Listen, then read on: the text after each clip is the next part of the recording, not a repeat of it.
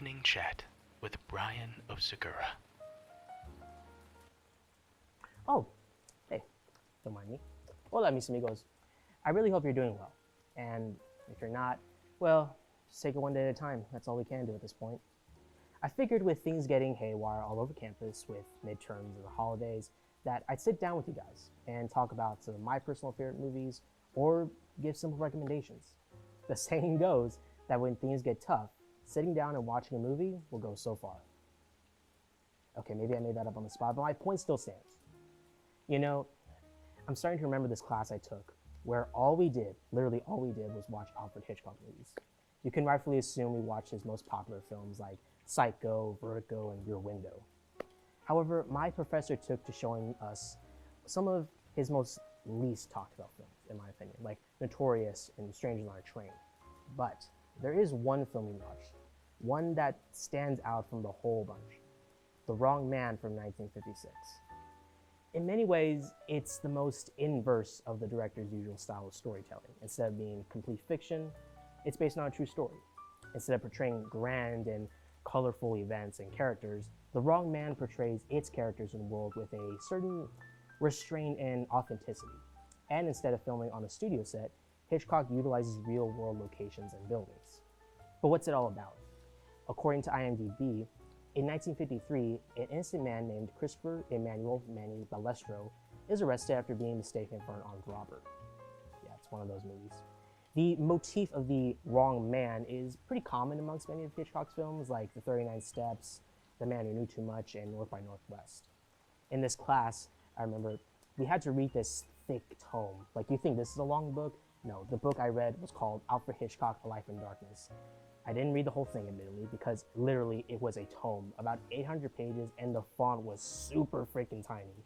But I do remember this one passage. Apparently, when he was very young, his own parents had him locked up in a real prison cell in order to teach him a life lesson. And this was when he was really young, like almost a kid. So being in a jail cell really stuck with him for his whole life. Understandably so. I wanted to mention that little anecdote because when I saw The Wrong Man for the first time, I saw it as the director's worst fear being visualized. The film itself is pretty straightforward and simple, but goddamn is it one hell of an experience. I guarantee you, you will feel a growing sense of tension and anxiety for Manny. He's a simple, nice man who's living his life as a jazz player in New York City, providing for his wife and two sons, and then, almost in the exact same breath, he's thrown in jail for something he did not commit, but the evidence and witnesses all point to him.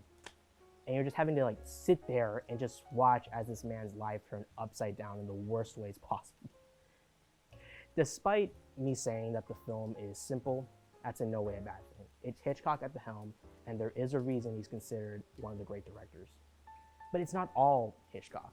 The cinematography and the music help create this bleak and just helpless atmosphere, making you feel what the man he must be feeling. Bernard Herrmann, who composed most of Hitchcock's films, is better known for his work on Psycho and Vertigo. Compared to those two, The Wrong Man is less complex in its musical arrangements, but that doesn't mean it offers nothing at all. It's a truly fabulous score that adds to the intensity. If you guys are wanting an example of what I'm talking about, look out for the scene where Manny goes into the prison cell for the first time, and he's having to stay the night in that cell. The camera movement, Henry Fonda's performance, the lighting, and Herrmann's score just perfectly blend to portray visually just how awful of a situation Manny's in. Just pure brilliance on screen. I don't want to go into too much detail, but needless to say, I just love The Wrong Man. A truly underrated film, definitely one of my personal favorites. So hopefully I've convinced you to check that out. It's not available on streaming services like Netflix or HBO Max, unfortunately, but you can rent it for $2.99 on Amazon Prime. Watch it, and hopefully you'll like it like I do. If you watch The Wrong Man after me gushing, or if you've already seen it, feel free to let us know in the comments down below what you guys think. But I figure that's it for this video, guys. Please be sure to be on the lookout for more reviews and videos. Bye, guys.